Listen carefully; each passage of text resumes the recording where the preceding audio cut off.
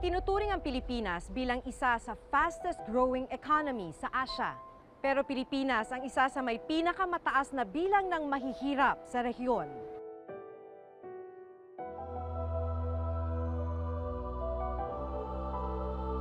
Nasa 23 milyong Pilipino ang nananatiling mahirap. Kabilang narito ang pamilya ni Junjun, 12 taong gulang.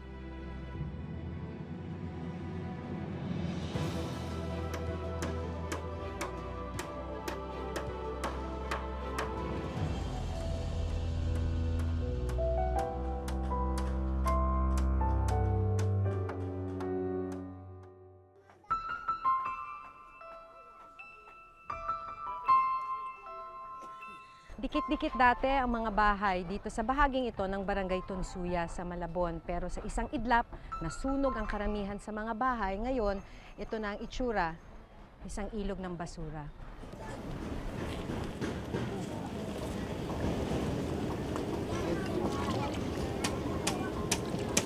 Sa marumi at masukal na ilog namin inabutang sumisisid ang batang si Junjun Makalinaw. Kasama ang kanyang pamilya sa mahigit 1,000 pamilyang nawalan ng tirahan matapos ang sunog.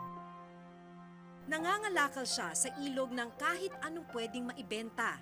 Kailangan daw niya kasing makaipon ng perang pampatayo muli ng kanilang nasunog na tirahan.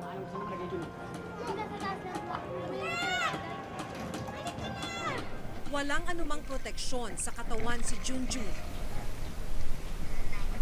Dali mo. Sa dumi ng tubig, halos wala nang makita sa ilalim nito. Nag-iipon lamang siya ng hangin sa bibig. Pinipigilan ang kanyang paghinga para hindi siya makainom ng maruming tubig. Lakas ng baga at tibay ng dibdib ang puhunan niya sa gawain ito. Hindi sinwerte si Junjun ngayong hapon. Plastic lang ang kanyang nakuha mula sa burak ng basura.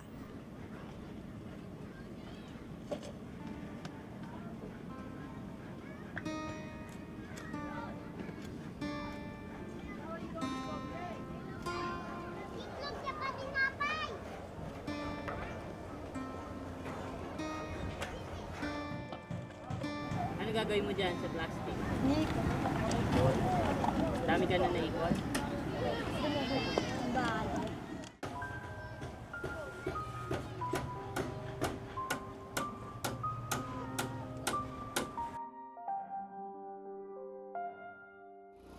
Kinabukasan, binalikan namin ang pamilya ni Junjun. Ngayong umaga, instant noodles na ibinigay sa kanila ang pinagsaluhan ng mag-anak. Sige, Gab, ganyan ka lang.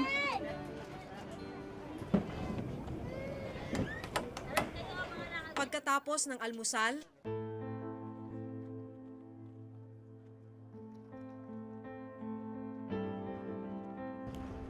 naghanda na si Junjun upang muling lumusong sa animoy dagat ng basura.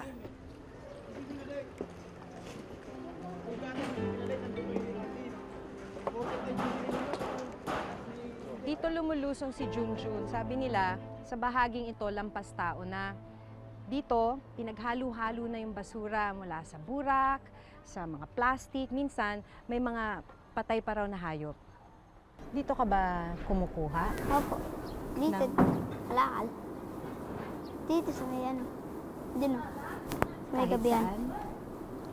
Ano hinahanap mo? Mga plastic, bakal, mga yero, mga ano. At plastic.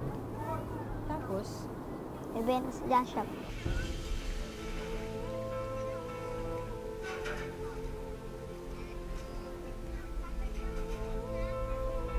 napansin kong walang sapin sa paa si Junjun. Ano nangyari doon sa tsinelas mo? Putol. Tapos, yung bago ko nasunog. Pero hindi na magamit. Hindi na. Tinapon ko na. Tinapon mo na. Hmm. So paano ngayon? Di naglalakad ka ng Napa ah. Sanay naman ako eh. masakit? Hindi po. Nasugatan ka na ba? Opo. 7 beses na. Anong ginagawa mo pag nasusugatan ka? Wala. Tinitish ko lang.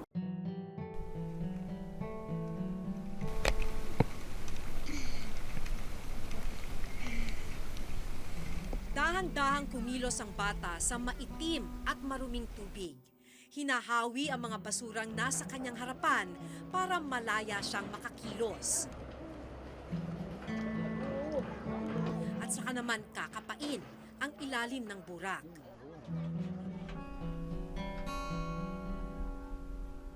Panglima sa siyam na magkakapatid si Junjun. Kasalukuyang walang permanenteng trabaho ang kanyang mga magulang. Kaya kailangan daw niyang magbanat ng buto upang makatulong sa pamilya. Hindi ko lubos maisip kung paano natitiis ni Junjun ang amoy at dumi tuwing sisisid sa ilalim ng burak.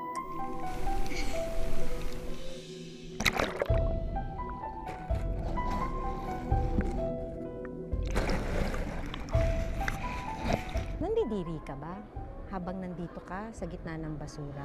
Opo. Kasi madumi. Malay mo, may mga bubog, mga infeksyon, matetanong.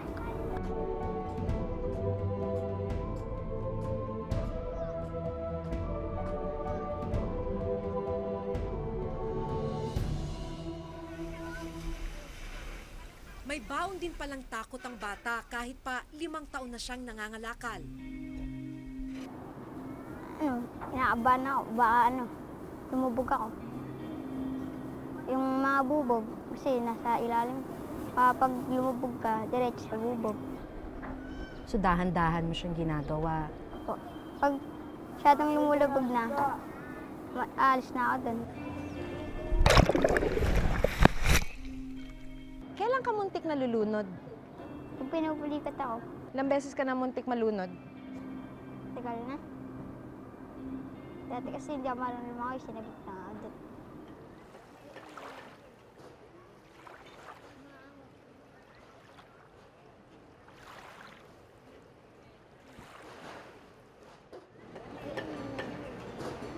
Sa edad na 12, grade 1 pa lang ang natapos ni Junjun. Hindi raw kasi kayang tustusan ng kanyang pamilya ang kanyang pag-aaral. Siyempre, darating din naman ang panahon na tatanda ka na rin, di ba? Anong nakikita mo sa sarili mo? Pagtanda mo, naiisip mo na ba yun ngayon? Hindi pa. Pero kung kunyari, nangangarap ka, anong gusto mo? Masaya. Ano yung magpapasaya sa'yo? Yung pamilya ko. Kaya kahit mahirap at delikado ang ginagawa niyang pangangalakal, baliwala dahil para kay Junjun, sa ganitong paraan lang siya makatutulong sa kanyang pamilya.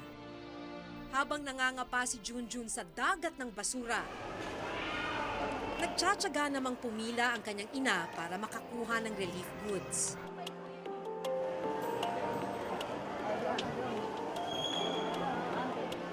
Ngayon, mineral water, tapos mga damit, saka ang tawag dito, yung bigas, saka sardines.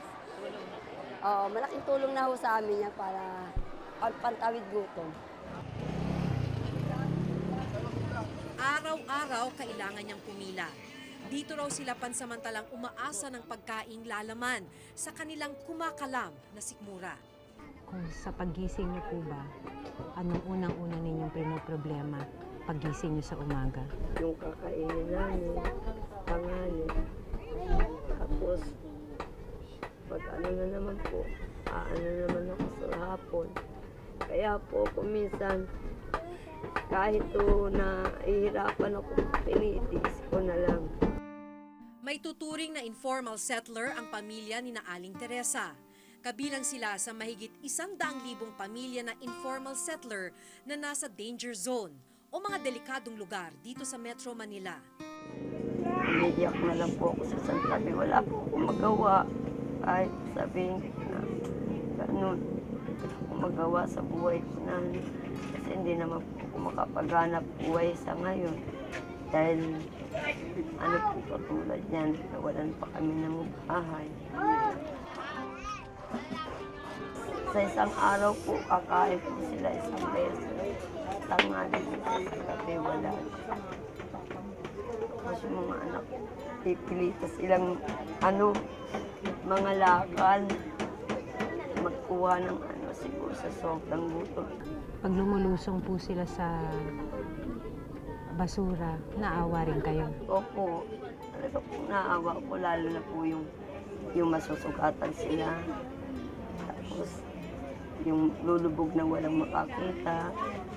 Yun lang po ang inaano ko sa kanila. Kaya sabi ko sa kanila, mga anak, ibaling basta konting ingat lang. Kahit labag lang sa kalooban namin mag-asawa na nakikita namin mga lakad sila. Pero gusto naman nun nila yung gano'n para daw po makatulong sila sa amin.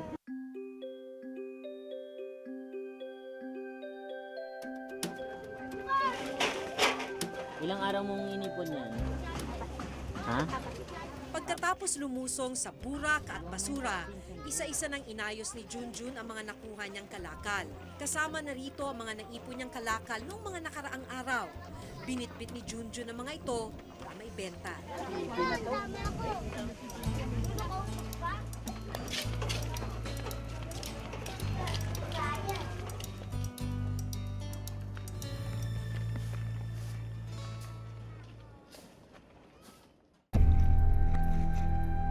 Paglusong ko, pagkuha ko ng ng baka sa ilalim, yung baal na sunog.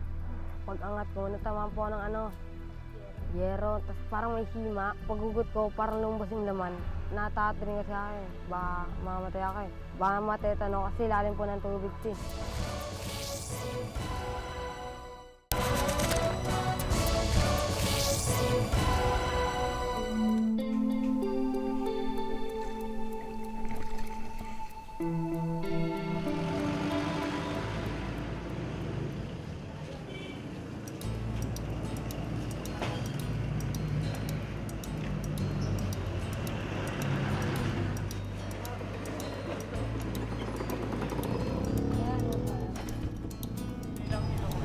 Apat, 10 pag-itim na plastic. 2 kilo lang, te. Dalawa. Magkano naman po yan? 60. 8 isang kilo. Magkano yung tinita mo? 56. Anong balak mo bilisin sa pera mo? Kaya.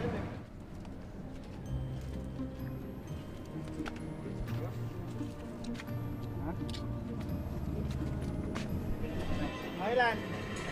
Ha?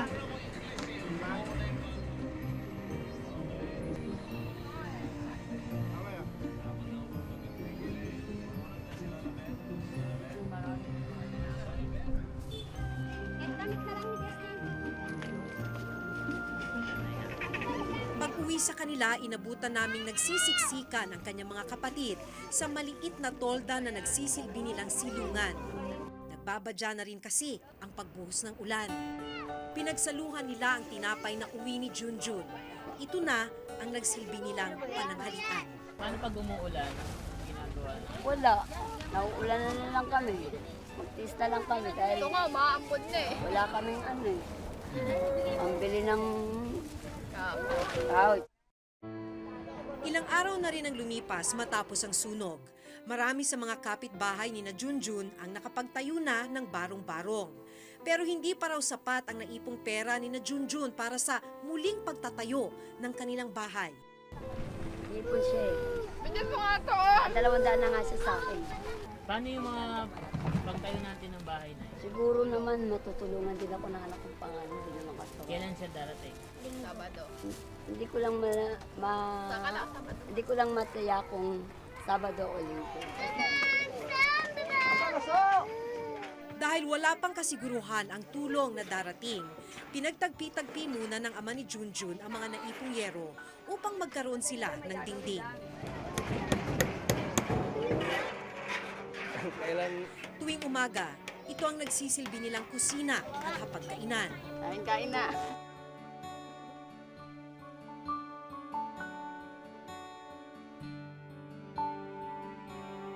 Pagsapit ng gabi, ito na rin ang kanilang tulugan.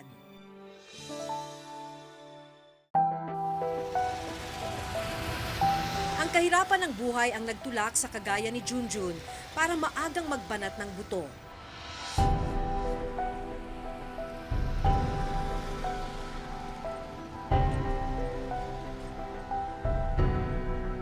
Hindi hindi kalayuan sa kanyang nilalanguyan, marami pang mangangalakal ang nagbabakasakali sa swerteng hatid ng ilog na puno ng basura. Pero ilan sa kanila naranasan ng manganibang buhay habang nangangalakal.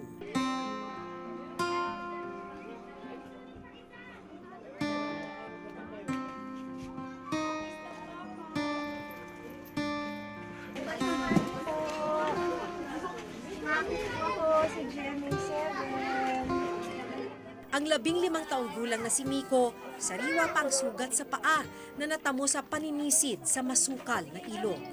Paglusong ko, pagkuha ko ng baka sa ilalim, yung baal na sunog. Pag-angat ko, natamaan po ng nung yero. Tapos parang may hima. Paghugot ko, parang lumabas yung laman. Natatakot rin kasi ako eh. Baka mamatay ako eh. Kaya tinatakot ko. Baka matay tanong kasi lalim po ng tubig ito eh. Pero ngayon ka lang ba nasugatan sa pangangalakal? Opo.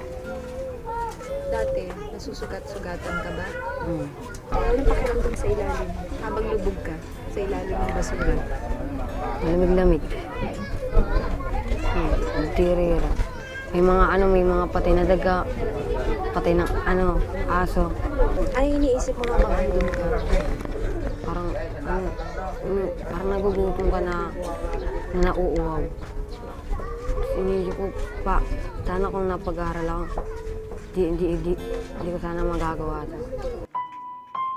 Bagamat tumigil na sa pag-aaral at grade 1 lamang ang narating ni Miko, gumagawa pa rin siya ng paraan para patuloy na matuto. Pakita mo sa akin. Bago pa yun naka-plastics, inuwi ko. Bakit mainamit? Para mapagbasa po. Para mag-practice pagbasa. So kahit na ano lang pwedeng basahin, pinagpa-practicean mo. Paano? Sige na. Alam mo ba na hindi ka dapat matakot sa kamatayan? Bakit mo ginagawa ito? Para po matuto. Kahit wala pong pinag-aralan, sa may natutunan po ako. Tubong Katbalogan Samar ang pamilya ni Miko. Noon lamang nakaraang taon, lumuwas ang kanyang pamilya dito sa Maynila upang dito na manirahan. Kasi ang hirap daw ng buhay din. Ang kinakalang namin din yung mais. So akala mo ba nung pagpunta nyo dito, Kala, gaganda yung buhay mo? hindi ko pala. Pupunta rin pala ako sa pangangalakal.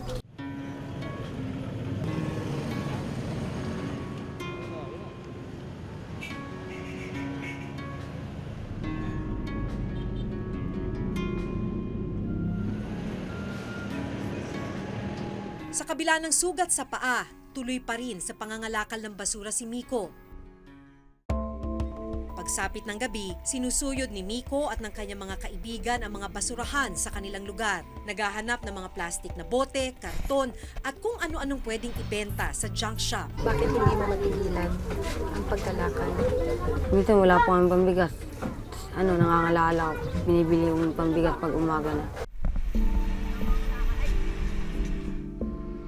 Matapos ang 3 oras ng tuloy-tuloy na pangangalakal, ngayong gabi, nagpahinga muna sandali ang mga bata. Hanggang anong oras kayo dito? Hanggang alas 7 pa ng umaga. Dito na po na kami natutulog tuwing gabi. Paano kayo kumakain? Pag kumukuha po doon ng pagpag, yung tira-tira, so kinakain natin ka ganun. Mga pagpag, nilagay nila dito. May kanin, bibigyan po kami ng kanin.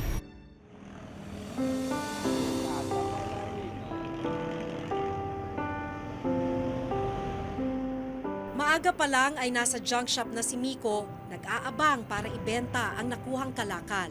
Tempo na tatawagan kami para kukuha na po yung namin yung binenta ng kalakal.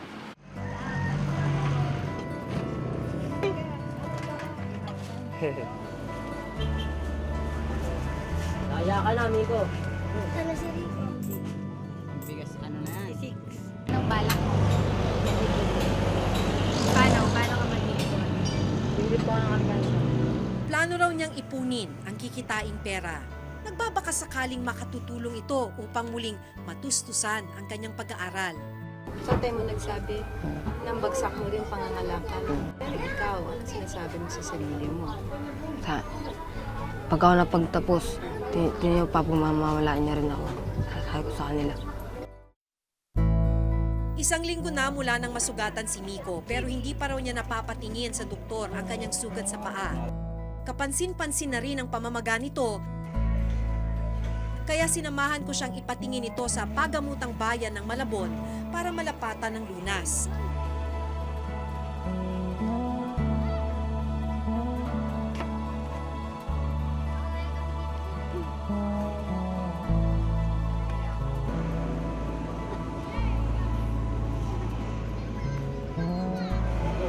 May sinasamahan na po kami bata. Kailangan magbigay sila ng titetan. Kailangan. Pero anong gagawin din sa sugat? Linisin mo ni Sue. Pero hindi natin pwedeng tahiin kasi matagal na nakapuka matagal. So hindi po. Kada within 8 hours lang dapat Ang tahiin. tahi. Pero pag hindi na, linisin na lang lagi. Dahan-dahang nilinis ang sugat ni Miko. Yung toxins, kasi lalo-lalo na yung isang pinag-aralan na rin sa mga basura, yung lead poisoning. Kasi lead can be found anywhere eh. So yung lead poisoning, either ma-ingest nila directly,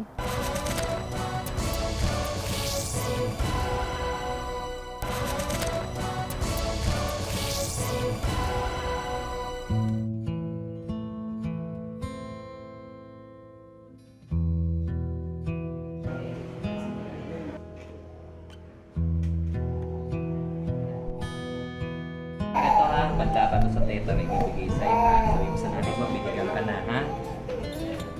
Bukod kay Miko, dinala rin namin sa pagamutan si Junjun upang matingnan ang namamaga niyang kamay. Sa sugat niya, close na kasi siya. So gagawin mag-antibiotic na lang siya. Kaya wala naman tayong lilinisin. Kaya namamaga talaga sa loob na yun. Parehong tinurukan ng anti-tetanus injection at niresetahan ng antibiotic sina Junjun at Miko. Kailangan nila itong inumin upang hindi lumala ang impeksyon ng kanilang mga sugat. Upang mas malaman ang masamang epekto ng ginagawang pangangalakal ng mga bata,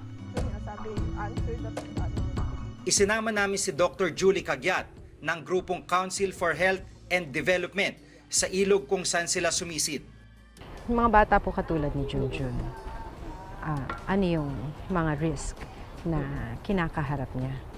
kung titingnan nyo na lang, no, yung tubig, syempre ano rin yan, mabubuhay at ano dyan yung mga bakterya, yung mga maduduming microbiological yung epekto, yung ano rin na nandyan. So, yung epekto rin sa katawan niya, pwede siya magka-infeksyon. Syempre yung sugat niya, ma-expose. Tapos, siya rin, kung maiinom niya yan, infection naman yan dun sa bituka niya. But that's the short term po, mga sugat.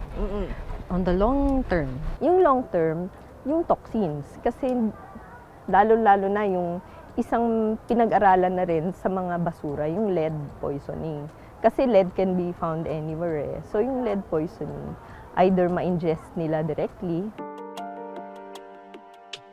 Ang Barangay Tunsuya po ay nagkaroon na po ng deklarasyon ng state of calamity. So magagamit na po nila yung pondo nila para doon sa kalamidad.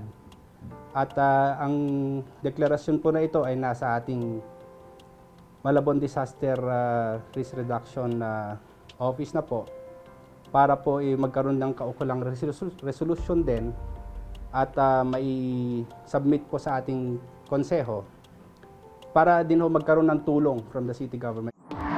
Sa pag-aaral na ginawa ng United Nations Children's Fund o UNICEF, nasa 12 milyong bata sa Pilipinas ang nabubuhay below the poverty line at napagkakaitan ng mga pangunahing pangangailangan gaya ng pagkain, kalusugan, edukasyon at maayos na tirahan.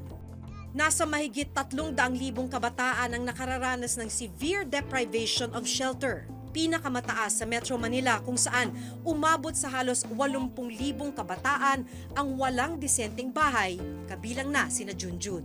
Una, yung pag-create ng mga sapat na at nakabubuhay na mga trabaho. Unang-una sa lahat yun. Tapos, makabuluhang dagdag sahod para sa mga magagawa. Napakataas ng unemployment, underemployment sa kasalukuyan. at yung napakataas din ng kawalan ng lupa. Minana na nila ang dinaranas nilang kahirapan. Isang siklong naranasan ng kanilang mga magulang. Sa ngayon, tibay ng loob at pag-asa muna ang pinanghahawakan ng mga batang lumulusong sa burak ng basura. Pag tinitingnan mo yung sarili mo dito, pati ng pamilya mo, minsan ba iniisip mo na sana naman darating yung araw na makakaalis kayo rito? Gawa lang yung bahay namin, masaya na. Nangangarap ka rin naman na giginhawa rin ang buhay nyo balang araw? Kahit pader lang bahay, pwede na yan. Kahit pader lang ng bahay, masaya ka na? Basta maayos lang yung bahay namin. Ayon sa isang lumang kasabihan, ang kabataan ang kinabukasan ng isang bansa. Pero kung hahayaang nakasadlak sa burak ng kahirapan ang mga batang kalakal gaya ni na Junjun at Miko, saan nga ba patungo ang ating bayan? Itong mas malawak na pagbabantay sa mga isyu ng pamahalaan at lipunan. Hanggang sa susunod na Sabado ng Paglalantad, ako po si Maki Pulido. Ako si Jigo Manikan. At ito ang nakatala sa aming Reporter's Notebook.